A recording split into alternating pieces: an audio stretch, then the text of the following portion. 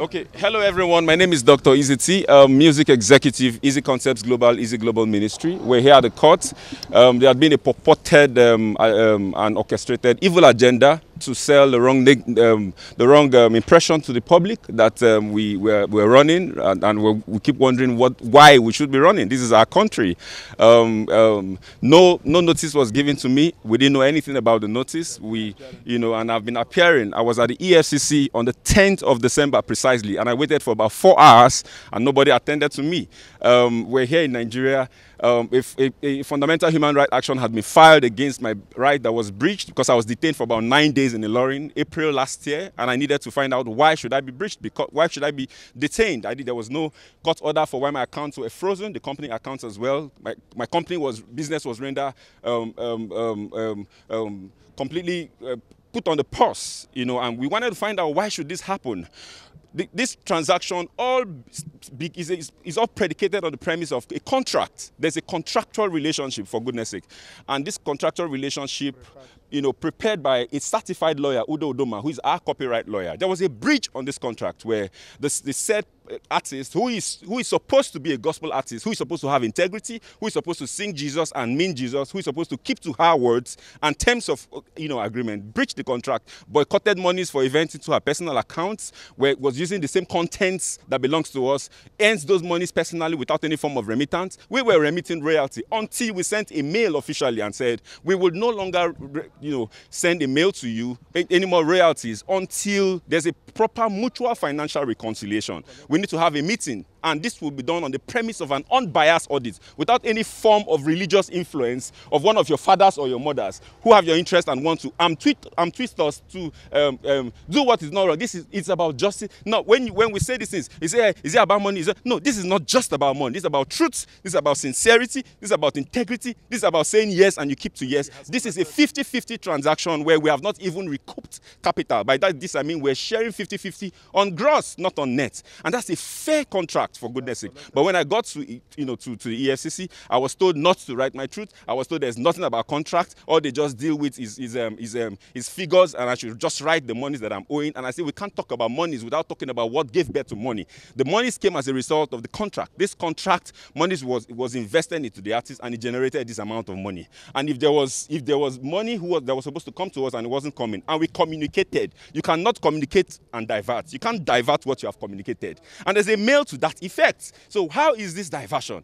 That's the question. The monies went into the right channels. By right channels, I mean the accounts that are known to the artist. There was no mail, regarding diversion of money. There was no resentment whatsoever with respect to how finances were going up until when this contract was breached. And we have every evidence to clear this. How then is this a criminal offense? This is a purported plan by a cartel of evil people who have the face and the mask of Christianity to destroy the system, to give an impression. I'm talking about someone who has earned over $1,500,000 from the same contract. How do you discredit what you have benefited from? The over $600,000 we're talking about is just for streams, not even for events. We have series of meetings where you went for, you didn't tell people you were going, you hid it because you didn't want us to know. That's not transparency, for goodness sake. There is nowhere on the surface of the earth that you hear a label taking 50 and giving the artist 50. And I mean, we paid rent for 5 years, you didn't pay a dime. You don't have a receipt. We gave you cars for all the period. We expended 100% expenditure on your career. This is unfair. This is not the right thing to do. We didn't go to court.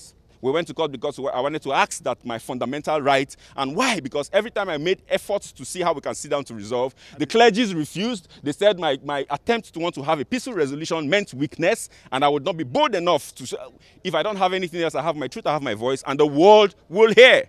This is us at the courts here at Federal High Court. I was told that I ran away and I'm here. This is Dr. EeZee. We had also said the right thing to do is to go through an arbitration. When the audits collapsed because of the bias by the people who are supposed to handle it right, we now said, okay, let's explore what the contract provides, which is arbitration through the multi-door court, where this platform brings an independent auditor, either from ICANN, that is neutral and not affiliated to any of the parties, to look into the books. I will publish all our books to the world to see, and let her publish hers as well. Let there be transparency to the world, since we cannot settle it privately.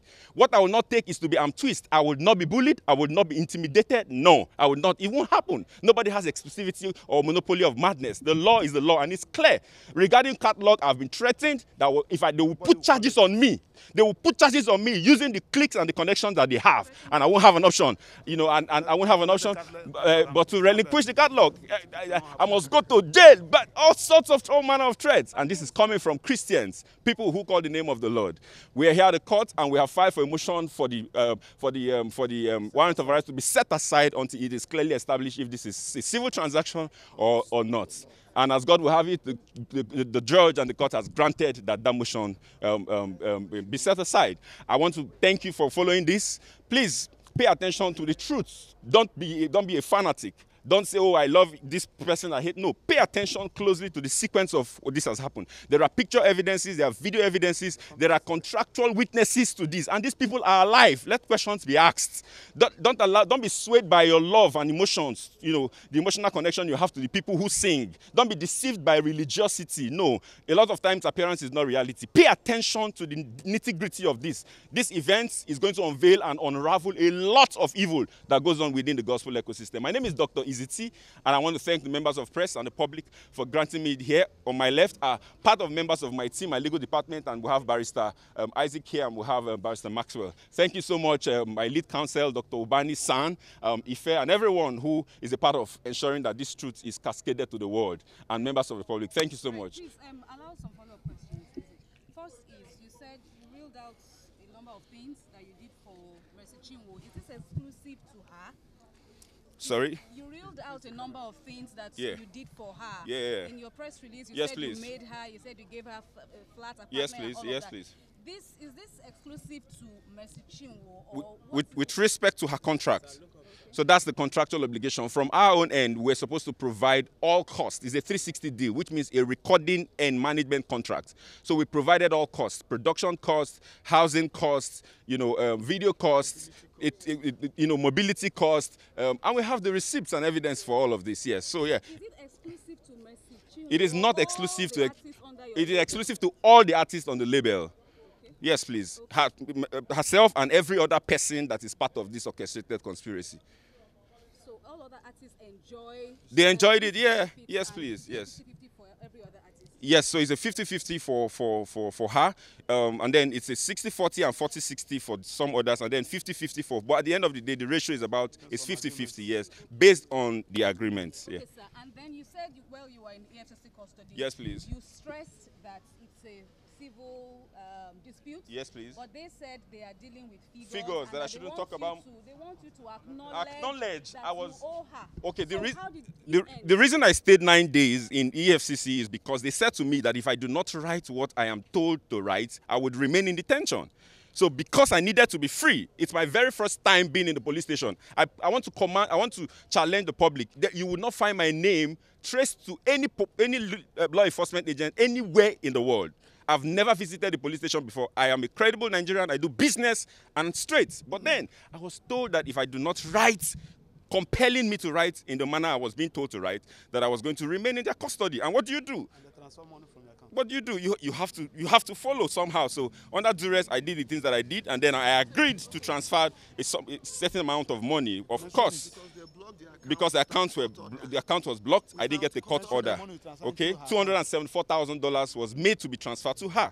And then I said to them, why are you making me to transfer money to her when she is not remitting or giving back what she owes? She owes the company a third album and a couple of singles. She has money she's boycotted into her personal accounts that we're not aware of. She didn't give account of. She has events she had attended. We need this transparency has to be both ways. So it's already one-sided. You're right, ensuring that it just comes from we too, but because we were under a lot of pressure and we needed to be free, I had to concede to that, and that's what we went to challenge at the fundamental human rights.